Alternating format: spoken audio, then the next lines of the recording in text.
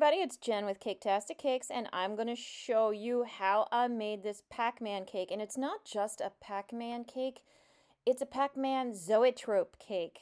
That's right, yes, Zoetrope. And you might be like, what the heck is a Zoetrope? But you know it. It's one of those things where it's got the circle with the repeated picture inside of it, and you spin it and you look through the little slits in the paper and it looks like it's moving. That's what I tried to do on a cake. And you might be like, why? Why would you do that with a cake? And I don't know, just something to try. I was looking at zoetropes online and I was like, yeah, I could do that.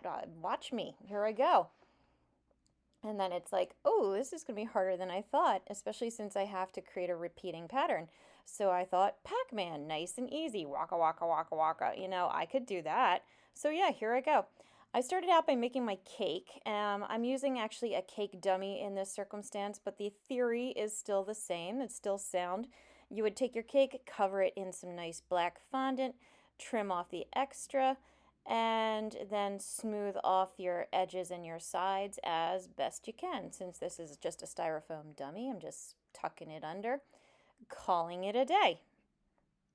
I'm also not going to be using a cake plate with this just because I was doing this for fun. It was kind of a personal challenge to see if I could do it.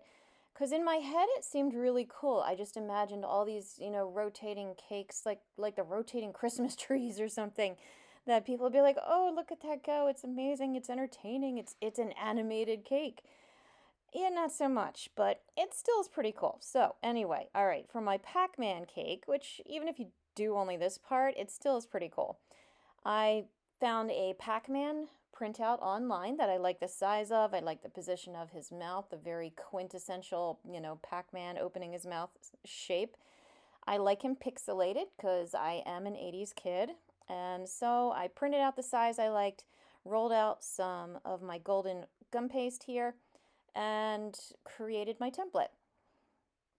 People ask me all the time if you could use fondant instead of gum paste because gum paste is harder to come by. It's more expensive with, inflation, everything going on, everything is. But yeah, gum paste in particular has gotten ugly price-wise. So yes, in this situation, you could use fondant. It's just going flat on the side of the cake. So yeah, save yourself some money.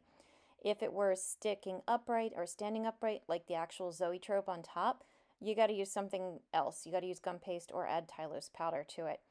But in this case, you do you. All right, so I made one ghost for my cake. I chose Pinky just because of the color, really.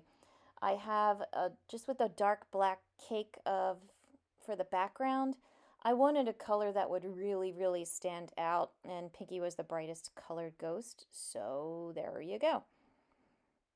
And I just so happened to print out Pac-Man, so he's chomping to the right, and the picture I had of the ghost, the eyes were looking to the left, so I just inverted them. I just followed the template but just reversed it, so now the eyes would also be looking to the right. And this way, when they're on the cake and you spin it, it looks like they're going in the same direction, and it's not the ghost running backwards while Pac-Man is chomping towards it. So yes, I have some more gum paste there for the white and the black. I just trimmed out the eyes, or actually just one eye, as you can see, and pieced it together just like a little puzzle. Not hard to do at all. So really, like I said before, if you stop here, you're going to have a pretty decent cake, not going to lie. It's going to be totally Pac-Man. No one's going to mistake it for anything else. I put them on either side of the cake, and as you can see, they're pretty darn big. And I just use a little bit of water that I have painted onto the back with a paintbrush. Actually, that blue handle there to the left, that's my paintbrush. And I just paint a little bit of water on there, just a little bit. You don't want too much because then it will slide because of the weight of it. And it'll stick. It sticks right to it. I made 3 squares and I put it in between the characters on either side.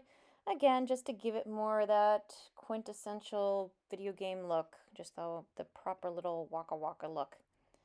Cute, right? Okay. So my husband's helping me here by holding my glass plate. And this is where I'm making the Zoetrope. And this is where you can kind of check out if you want to, or you can see what I did. And please, please, if any of you try this or try something, like it, let me know how it comes out. Send me a link, send me a picture. I've got Instagram, I've got all kinds of social media. Find me. I would love to see if something else could be made that would be better than this. But this did come out cool. So what I did was I found a template of a Zoetrope online, as you can see, of the horse running. I printed it out, and then I again just cut it out like a template. It turns out it's a little more complicated than I thought. You don't just print it out and stick some pictures on it. You have to align them properly with the slits in the paper.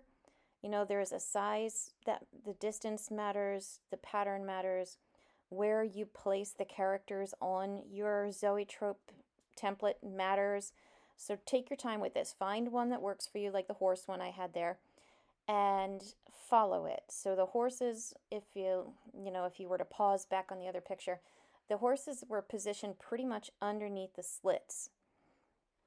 So that's where all of my little Pac-Man chompers are going to have to go.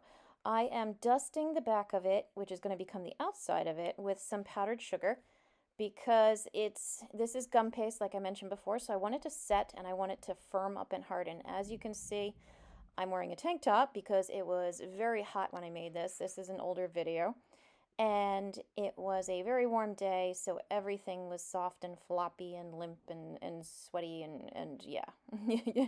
All you cake bakers, you know what summertime cake decorating is like.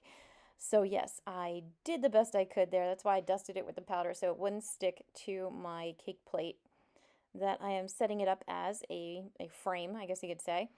And even so, I cut off the extra, I matched up the ends, connected it with a little bit of water, and now I'm going to stuff the center with some paper towels. This way, all of my little tabs on the sides are going to harden standing upright, and it's not going to put any big marks or anything. So there you go. All right.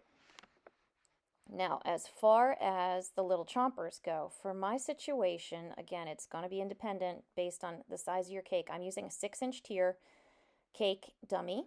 So the way it worked out, I think I had 16 slits in my frame, my Zoetrope. I keep wanting to say heliotrope. My Zoetrope frame. So I've got 20, I think. Yes, 20 little Pac-Man circles. They're pretty darn small, but they need to be. And that's why also I went with the Pac-Man design, because simplicity. You can't, well, I can't create a repeating pattern that's highly detailed. I needed something very simple. And I figured a circle with a wedge cut out of it I could handle. All right, so when you do this repeating pattern, should you do this repeating pattern, you got to follow it, whatever you decide to do. And typically, you're going to end up with how do I explain this? You can see that set there with the solid, the one little chomp, the two big chomps, and then the one little chomp again. That's the repeating pattern. You need time in between, you need time when you're spinning it to see each shape and process it before you move on to the next. At least I did for this, because I tried a lot of different designs and everything. This is the one that worked. So again, this is just how it ended up working for me. So as you can see, I've got solid circles. The mouth is closed. I've got a little bit of an opening. I've got two wide openings, back to a little opening, and then the pattern repeats. It would be another solid circle closed again. Now I'm just placing the ones that I cut out in the pattern, and I'm following it around the slits in my frame there, just to make sure everything jives, that my little pieces match up, that I have the right number, and that it should actually work. And it turns out I ended up with one extra space. So you can see, if you're clever and careful, you'll notice that right there I've got two solid circles right in the top there. And I figured the closed circle would be the easiest one to not pick up and notice, because then I won't have a third one anywhere. It would just be another double, if you will. And it did work, so yes. Now I'm using a little bit of water, like I mentioned before, on the back of my Pac-Man chompers. Brush a little bit on, sticking it underneath the slit so that it lines up with the slit, trying to make it so each and every one is the same height. Yeah, there's a lot more steps than I realized with this, but you'll get it done. Just go all around, stick them on, get it done. And now to really aid with the theory, or the illusion, I should say, of motion, I created a bunch of little Pac-Man balls or whatever they are that he eats. I just made a bunch of little white balls out of gum paste again, and I'm placing them between the chompy guys, the Pac-Mans. Pac-Men? Pac-Mans. I think Pac-Mans are better. Okay, so yes, when you place them, keep in mind the location of the dots. This is really, really important should you decide to do this Pac-Man one, of course. But this is what really makes the motion go. It's going to make it look like the dots are progressing, and then he's going to eat them. So you're going to have 2 to 3 dots, nope, just 2 dots between each one. It's been a while, like I said, so I'm like, how many dots did I put? But notice the distance, okay? Notice how I have them. You have the one that's wide open, the dot's going to sit right inside the mouth with the second one outside of it. The one that is closed all the way and the one with just a little bit of opening, you're going to have the dots right up to the mouth and in between it. But when you get it all put together, clean off the extra powdered sugar, start spinning it. You realize your Pac-Man cake is going the wrong way, but the Pac-Mans on the inside, look at them go. They're like, waka, waka, waka, waka. It works.